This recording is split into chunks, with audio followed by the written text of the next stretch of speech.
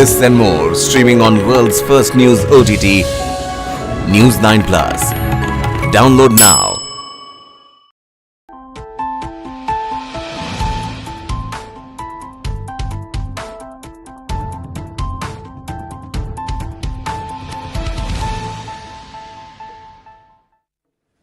Hello and welcome. You are watching News 9 Live. I am Krishna Kumar. We begin with Rajasthan's Jaipur, which remains tense after Rashtriya Rajput Karni Sena chief Sukhdev Singh Gogamedi was brutally shot dead by unidentified assailants at his residence in Jaipur. A bandh is being observed across Rajasthan over the killing. Besides Jaipur, protests also erupted in Churu, Udaipur, Alwar and Jodhpur districts. Rajput organizations have threatened statewide shutdown if prompt action is not taken. Shops have down shutters in Ajmer and security has been heightened in Jaipur and across Rajasthan. Gogamedi had formed Rashtriya Rajput Karni Sena in the year 2015 after splitting from Rajput Karni Sena. Congress and BJP leaders have condemned the killing and have asked for strict security measures to be put in place. Gangster Rohit Godara has taken responsibility for the murder of Sukhdev Singh Gogamedi. Rohit Godara is closely associated with the gangs of Goldie Brar and Lawrence Bishnoi. Goldie Brar is a Canada-based gangster against whom India's law enforcement agencies have been finding ways to track down and get them.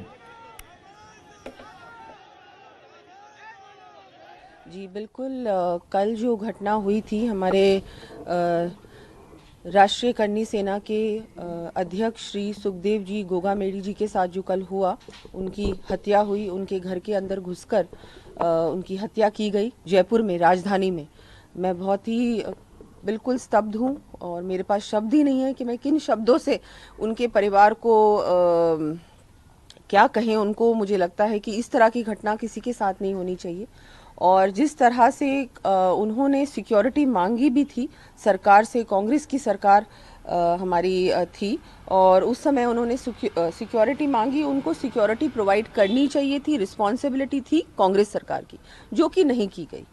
और उसके बाद जो जिस तरह से उनके साथ जो हुआ, परिवार को मैं संवेदना व्यक्त करती हूँ और इस तरह की घटना जयपुर में होना, राजस्थान में होना, लेकिन ये भी कहना चाहूँगी एक आम बात हो चुकी है। गैंग वॉर्स होना राजस्थान में जो कभी किसी ने सुना भी नहीं था, अब इन 5 सालों में कांग्रेस रूल में इस तरह की घटनाएं आम बात हो चुकी है और law and order completely fail. जिस तरह से जिस व्यक्ति ने सिक्योरिटी मांगी आपसे, उनको लगातार थ्रेट्स मिली थी, उन्होंने एक इंटरव्यू में भी इस बात को कहा है, उसके बाद भी गवर्नमेंट ने सिक्योरिटी उनको नहीं प्रोवाइड की। इस तरह की ये रवैया जो कांग्रेस सरकार का रहा है, ये इतना ज़्यादा निंदनीय है। उनको तो मुझे लगता है कि अब इस ये हो चुका, अब राजस्थान में ये हुआ, कल ये घटना हो गई, इसके बाद वो क्या कहेंगे, किस मुंह से वो लोग ऑपोजिशन में भी रह सकते हैं। महाराज जी, कल बहुत नृशंस घटना हुई, बड़ी हत्याकांड को अंजाम दिया गया। कानून व्यवस्था को लेकर राज्य की आप क्या कहेंगे? कानून व्यवस्था थी कहाँ? 5 स्टार होटल में थी। अशोक गहलोत जी तो 5 स्टार होटल में रह रहे थे। सारे होटलों के एड्रेस और फोटो आज भी डाटा तैयार है। सोने के बिस्कुट सचिवालय में थे। 19 बार युवाओं का भविष्य बर्बाद था और अपने चहेतों को RS-IS बनाने का काम था। और था क्या यहाँ? इसके अलावा हुआ क्या? 5 साल बता दो, कहीं आपको विकास डेवलपमेंट बता दो। और यहाँ कितनी गैंगे और गुर्गे इन्होंने पाल दिए, उनको यहाँ संरक्षण दे रखा था सरकार ने। आज कितनी बार मांग की है कि सनातनी गौ सेवकों के लिए सुरक्षा प्रदान की जाए, मैं स्वयं गवाह हूँ इस बात का। कितनी दी गई? कहीं नहीं दी गई है। पाकिस्तान से इनके लिए धमकी आ रही थी, कब इन्होंने सुनवाई की उस बात पे? पंजाब से पत्र आ गया, उसमें सुनवाई की इन्होंने। ये खुद चाहते हैं सनातनी मिट जावे। ये लोगों की स्वयं की षड्यंत्र है। ये लोगों की अनदेखी की वजह से सनातनी गौ सेवक आज हम खो चुके हैं। तो जिम्मेदारी स्वयं गहलोत सरकार, गृह मंत्री की है। सुरक्षा को लेकर उन्होंने मांग भी की थी, 3 बार उनकी ओर से प्रशासन से मांग की गई थी। पंजाब पुलिस बता रही है, पंजाब से भी अलर्ट, पंजाब पुलिस बता रही है, हम लोग साथ में थे उनके, हमने अपना पत्र दिया है, आज भी होगा। सुरक्षा की मांग की है, वो कहाँ दे पाए? वो देना ही नहीं चाहते थे। सनातनी गौ सेवक है ना, उनके कायम भी चाहिए। संस्कृति बचाने वाला, सनातन बचाने वाला, गौ माता की सेवा उनको चाहिए ही नहीं। क्योंकि उन्हें तो सनातन से नफरत है। तो क्या आप ये कहना चाह रहे हैं कि अशोक गहलोत की सरकार जो है वो जिम्मेदार है इस हत्याकांड के लिए? वो चाहते थे, ये सच्चाई तो है अलर्ट। और कहीं ना कहीं ये बदला है हार का, जो इस प्रकार की घटनाएं घटित हो रही है। करनी सेना के राष्ट्रीय अध्यक्ष सुखदेव सिंह गोगामेडी की नृशंस हत्या के बाद इस वक्त जयपुर में हालात बेहद तनावपूर्ण है और बड़ी तादाद में जो उनके समर्थक हैं वो अस्पताल के बाहर जमा हुए हैं। कल शाम से ही तमाम लोग यहां पर आने लगे थे और यहां धरना प्रदर्शन चल रहा है। पूरी रात ये तमाम लोग यहां पर जुटे रहे और जिस तरीके से इस हत्याकांड को अंजाम दिया गया है वो अपने आप में बहुत चौंकाने वाला है, बहुत ज़्यादा वो शॉकिंग है। घर में घुसकर जिस तरीके से उन पर गोलियां चलाई गई और उनके अलावा और लोगों की जान चली गई, कहीं ना कहीं जो कानून व्यवस्था है प्रदेश का उस पर बहुत सवाल खड़ा हो रहा है। और ये जो पूरा यहाँ की जो तस्वीर है उस पर हम बात करेंगे। आप कहाँ से आए हैं? मैं बांसवाड़ा से आया हूँ, राष्ट्रीय राजपूत करनी सेना जिला अध्यक्ष हूँ बांसवाड़ा से। आज क्या आप लोगों का धरना प्रदर्शन का, विरोध प्रदर्शन का कोई प्रोग्राम? जी, आज हमने पूरे राजस्थान बंद का आह्वान किया है और बांसवाड़ा में भी पूर्णतः बंद करवा दिया है हमने। स्कूलों में प्रशासन ने हमारा साथ दिया और स्कूलों में छुट्टी करवा दी है और हर पूरे राजस्थान को अभी बंद कर दिया है। और अगर 24 घंटों के अंदर अंदर हमको न्याय नहीं मिलता है तो हम पूरे भारत में बंद का आह्वान करेंगे। किस तरह के न्याय की मांग कर रहे हैं? क्योंकि पुलिस ये जानकारी दे रही है, अभी आधिकारिक तौर पर पुष्टि नहीं हुई है, लेकिन बताया जा रहा है कि 2 जो अपराधी थे उनको गिरफ्तार कर लिया गया। देखिए, पुलिस अगर काम ही करती तो शायद ये मर्डर होता ही नहीं, क्योंकि कल रात से कह तो रही है वो पकड़ तो फिर मीडिया में उजागर क्यों नहीं हो रहा अब तक है? अगर आरोपी पकड़ लिए गए हैं तो आप उजागर क्यों नहीं कर रहे हो? अगर पुलिस काम करती तो आज क्या सुखदेव सिंह गोगाड़ी हमारे बीच से जाते? क्योंकि सुखदेव सिंह गोगाड़ी राजस्थान का नहीं, जो देश का वो चेहरा है जो सामाजिक स्तर पर रहकर सामाजिक हक के लिए काम करता है, हिंदू सम्राट के लिए काम करता है। चाहे गौ हत्या की बात हो, चाहे ब्राह्मण समाज की पुजारी के हत्याकांड की बात हो, ऐसे अनेकों समाज की। क्योंकि राजस्थान में एक चीज़ कहना चाहूँगा, मैं खुद एक ब्राह्मण समाज, शांतिप्रिय समाज से आता हूँ, लेकिन जब उस समाज के पुजारी की हत्या की जाती है, सुखदेव सिंह गोगाड़ी में मिलता था।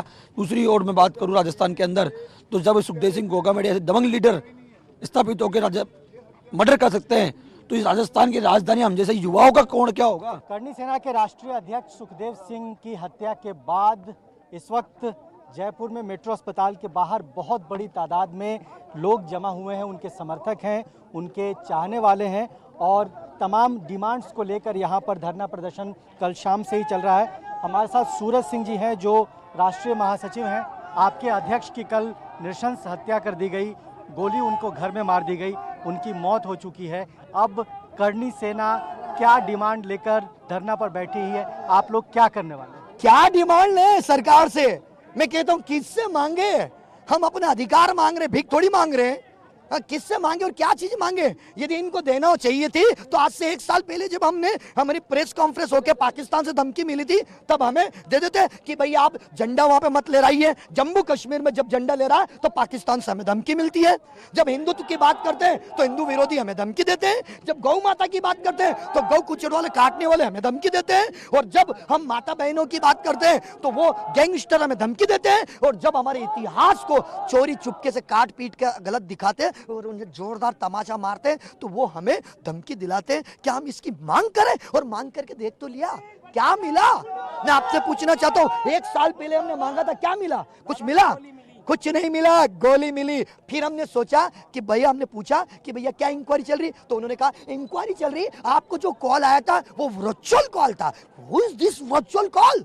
क्या होता है वर्चुअल कॉल? किसकी जिम्मेदारी मान रहे हैं? चूंकि 3 बार उन्होंने सुरक्षा की मांग की और 6-7 महीने पहले पंजाब पुलिस ने भी एक अलर्ट दिया था। AK-47 की बात की गई थी कि उससे उन पर हमला किया जा सकता है। इसके बावजूद हमला हुआ, वो अब आपके बीच नहीं रहे, तो ऐसे में जिम्मेदारी किसकी है? इसकी जवाबदारी पूर्ण रूप से सरकार की, पूर्ण रूप से गहलोत सरकार के मुख्यमंत्री, गृह मंत्री और पूर्ण रूप से उस थाना अधिकारी जो उसके कार्य में आता, CSP की, ASP की, DG की, DSP की, सबकी है। यदि वो उस वक्त में यदि हमें सुरक्षा प्रोवाइड कर दे तो आज ये दिन हमारे राजपूत भाइयों को देखना नहीं पड़ता। Shifting focus away from Rajasthan. Even as the US continues to defend him, Khalistani terrorist Gurpatwant Singh Pannu has reportedly issued a threat to target the Indian Parliament. In a video statement that featured Parliament attack convict Afzal Guru, Pannu said he will shake the foundations of the Indian Parliament. The statement comes ahead of the anniversary of the 2001 Parliament attacks. Now, this is the very same man who's being defended by the US, top American officials of the US, who have taken up his cause with India. The US recently indicted an Indian for an alleged foiled plot to kill Pannu on American soil. One can't have a more clearer example of Western hypocrisy on terrorism. Pannu is openly advocating terrorism from American soil, yet he is being defended and not being put behind bars. Meanwhile, the White House has confirmed discussions between Principal Deputy National Security Advisor Jonathan Feiner and top Indian officials regarding the alleged plot to assassinate Khalistani terrorist Gurpatwant Singh Pannu. India formed a committee in response to US's concerns, and Feiner acknowledged India's establishment of the committee to investigate the plot.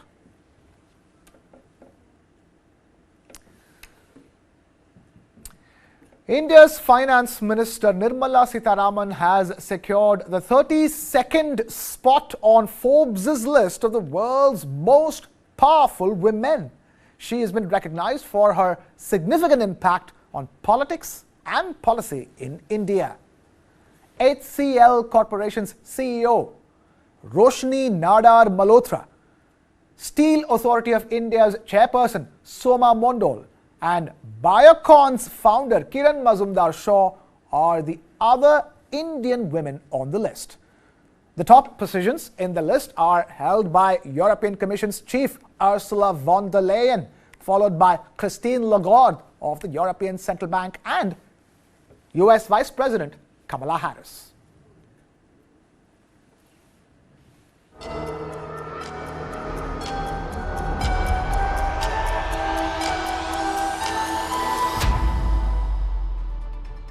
The following content may contain visuals that are disturbing, graphic, or sensitive in nature.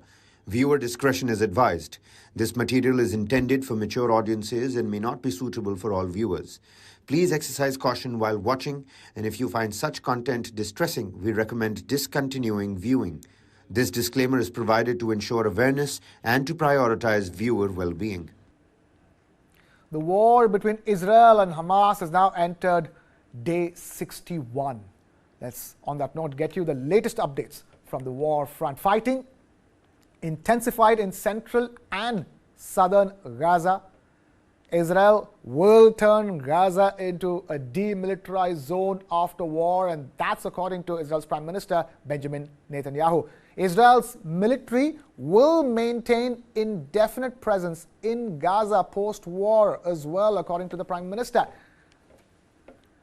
Meanwhile, Hamas has said that no further negotiations on hostage releases until Israel halts its offensive on Gaza. US President Joe Biden has urged the global condemnation of sexual violence by Hamas in its October 7th attacks. At least 16,248 people, including 7,112 children, have been killed in the war so far. The World Food Programme has called it a quote-unquote catastrophic hunger crisis that's intensifying in Gaza. The Israeli Defense Forces have issued apologies over the death of a Lebanese soldier in cross-border firing.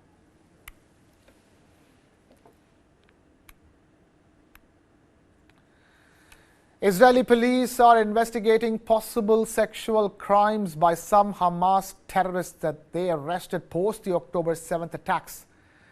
And they released accounts of sexual violence against women during the attack. The police said their goal is to try every suspect they have in custody. Weeks after the police published video footage of eyewitness accounts, an unnamed witness of the attack was heard recounting the horror she witnessed. She said she saw gunmen gang rape one woman and cut off the breast of another and throw it on the street. The police said she saw a gunman shoot the woman in the head while raping her. Police declined to name the witness. Of the 1,200 people killed in the October 7th attacks by Hamas terrorists, at least 300 were women. Hamas vigorously denies the allegations of sexual assault or mutilation by members of its armed wing, the Izz-el-Din al-Qassam brigades, on October 7th or after that. A UN commission of inquiry investigating war crimes on both sides of the Israel-Hamas conflict will probe the allegations of sexual violence by Hamas amidst Israeli criticism that the UN had remained silent on the matter.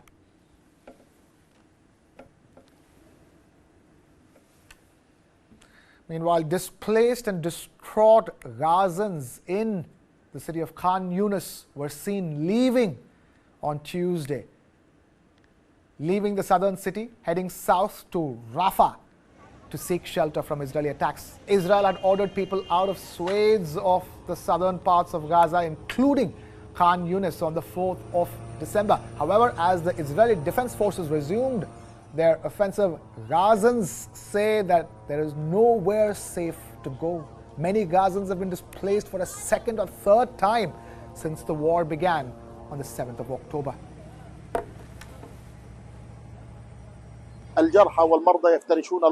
We are getting ready to leave Khan Yunis heading to Rafah. We have been here for about 50 days. At the end of the day, civilian residents seek safety, and you have children and old people. There is no safe place. Even official authorities or official sites in the war have said there is no safe place in the Gaza Strip. But at the end, we head to wherever we think there might be a bit of safety. A World Health Organization official in Gaza said on Tuesday that the situation was deteriorating by the hour as Israeli bombing has intensified in the south of the Palestinian enclave.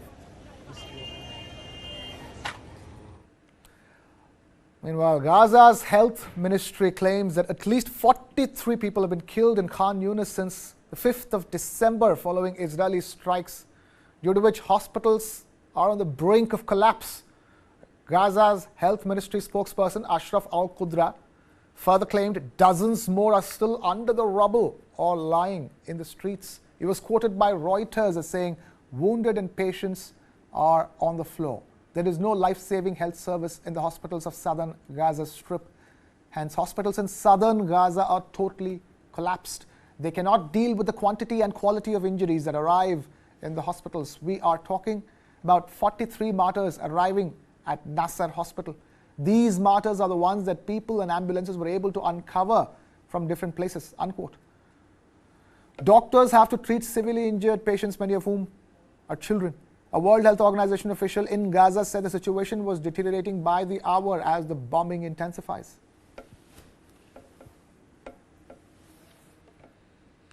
A Palestinian rocket hit a residential building in the Israeli city of Ashkelon on the 5th of December. The Israeli ambulance service said 2 women over the age of 60 suffered minor injuries in the attack. Hamas terrorists continue to fire barrages of rockets into Israel as Israeli forces launched their counteroffensive in the southern Gaza Strip on Tuesday, in what is being called as the biggest ground assault since the truce collapsed last week. Gaza's residents say that Israeli tanks had entered the eastern parts of the city of Khan Yunis for the first time since the war began. The Israeli army on Tuesday released footage showing various aerial attacks against Hamas as Israeli forces intensified their air and ground bombardment on the Gaza Strip. The aerial footage showed airstrikes of what the Israeli army claimed was Hamas terror infrastructure, including a tunnel shaft and command centers. Israeli troops were also seen on the ground in Gaza, as well as strikes from the Israeli Navy as well.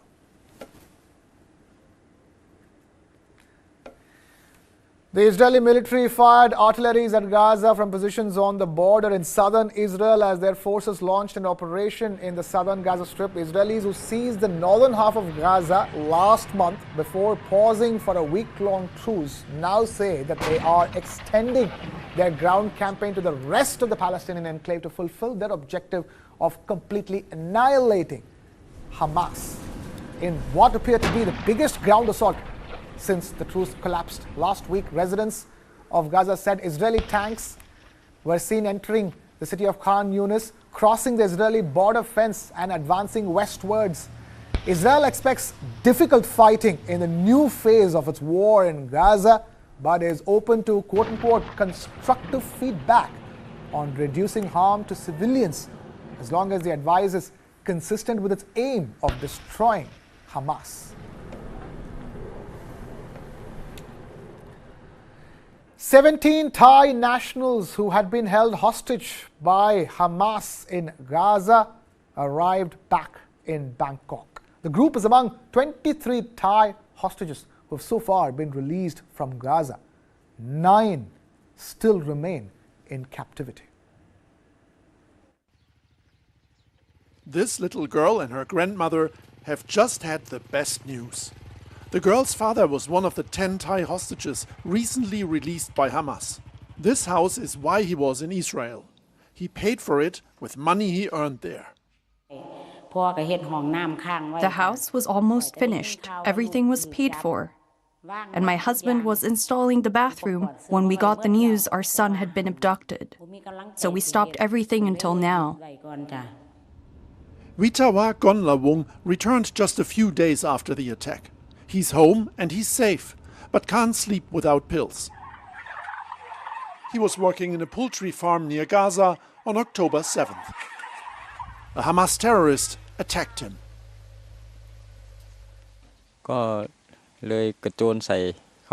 He stabbed me several times and cut me in the head. And then I grabbed the knife and broke it. We kept fighting for a long time until I lost consciousness. Now he's recovering back on the family farm. Despite his injuries, he says working in Israel was worth the risk. He earned about €1,000 a month there, 4 times the Thai minimum wage. The pull that kind of money exerts is clear here at the Udon Thani Labor Department. Many of these people are applying to work abroad. Numbers are down a little, but are expected to pick up soon. Around 3,000 locals are still working in Israel. The salary they get abroad is so high. Even if people have higher education, many will still choose to work abroad and work on farms. This woman's eldest son was one of those working on an Israeli farm. He was killed in the Hamas attack. His younger brothers are also working abroad in Taiwan, sending money back to the family. I don't want to send any of my children abroad, but we have no choice. We're a poor farming family here, and if they want to go, I won't stop them. Despite his experience in Israel, Witawa Gonlawung is thinking about going abroad again for work. He started building a house, but has no more money and no job here. He'll likely leave again for work, but says next time he'll go somewhere else. Away from the Israel-Hamas war to the biting Arctic winter conditions gripping vast areas of Russia, plunging Siberia into bone-chilling temperatures or bone-breaking temperatures of minus 58 degrees Celsius, which is minus 72 degrees Fahrenheit. Yakutsk, one of the world's coldest cities, which lies about 5,000 kilometers east of Moscow in Siberia, was covered in freezing clouds and fog. Siberia experienced lows of minus 56 degrees Celsius, while Moscow was engulfed by unprecedented snowfall, causing flight disruptions amidst blizzard conditions. The frigid temperatures dropping to below minus 50 degrees Celsius have become less frequent due to climate change, evidenced by the thawing of permafrost in the recent years.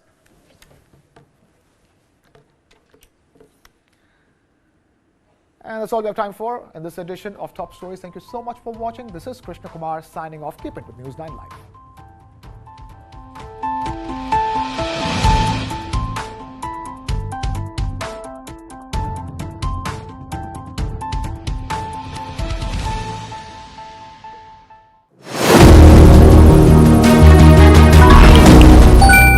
literally every major power in the world is gearing up with its own digital currency.